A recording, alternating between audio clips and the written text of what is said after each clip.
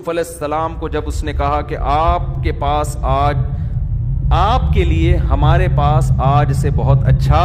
ٹھکانہ، شکر ہے ہم لوگ اس وقت مصر میں نہیں تھے، ورنہ کوئی بھروسہ نہیں ہے، معاذ اللہ یوسف علیہ السلام کو بھی نہیں چھوڑنا تھا قوم نے، الزامات لگانے تھے، کافر بادشاہ سے مل رہے ہیں، کافر بادشاہ بلا رہا ہے تو جا کے بیٹھ رہے ہیں، کافر بادشاہ عہدے دے رہا ہے تو قبول کر رہے ہیں، تو اپنے آپ کو نہ سوچیں ہم کدھر کو جا رہے ہیں۔ جب یوسف علیہ السلام نے دیکھا کہ بادشاہ سلامت بھی فارم میں آئے ہوئے ہیں بھائی،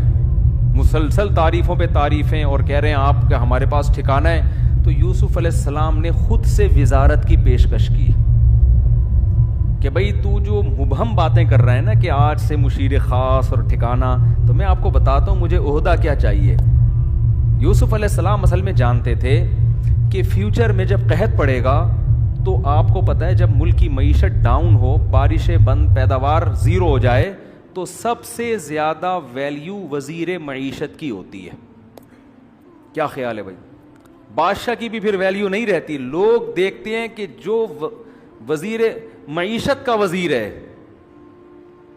وہ اب ملک کو بچاتا کیسے ہے، وہ بجٹ کیا نکالتا ہے، بجٹ کیا اناؤنس کرتا ہے، کتنا اسٹور کرنا ہے، کتنا ایکسپورٹ کرنا ہے، اور جو ایکسپورٹ ہوگا اس کی ویلیو کیا ہوگی۔ تو یہ کام نالج اور علم کے بغیر یہ دیسی طریقے سے نہیں ہوتا کہ جناب آپ نے کہا کہ ہم یوں کریں گے کہ جی وہ قرضہ معاف کرانے کے لیے ہم کہیں گے یہ والا چندہ لے کے IMF کا قرضہ دیں گے، مزید سود مانگو گے تو غوری میزائل سے اڑا دیں گے ہم۔ بعض لوگوں کی یہ بھی رائے ہے، ان کا اپنا ایک نظریہ ہے، تو یہ دیسی طریقے سے نہیں ہوتا، اس کے لیے اکاؤنٹنٹ ہوتے ہیں، اکنامکس کے ماہرین ہوتے ہیں۔ یہ جو CA کرتے ہیں نا آج گورے CA کرواتے ہیں نا چارٹرڈ اکاؤنٹنٹ، آپ کو پتہ ہے کہ اکاؤنٹنگ کے علم کی بنیاد مسلمانوں نے رکھی ہے، بلکہ کچھ اصطلاحات بھی اکاؤنٹنگ میں وہی استعمال ہو رہی ہیں جو مسلمانوں کی تھیں، کیونکہ مسلمانوں نے 1920 میں جا کے خلافت عثمانیہ ختم ہوئی ہے، تو پوری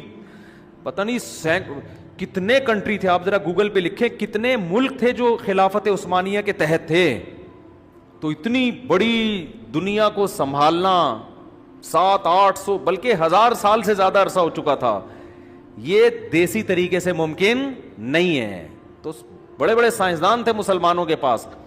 تو یہ علم کی بنیاد مسلمانوں، اور اکاؤنٹنگ کے علم کی تو ویلیو قرآن سے بھی پتہ چلتی ہے، قرآن نے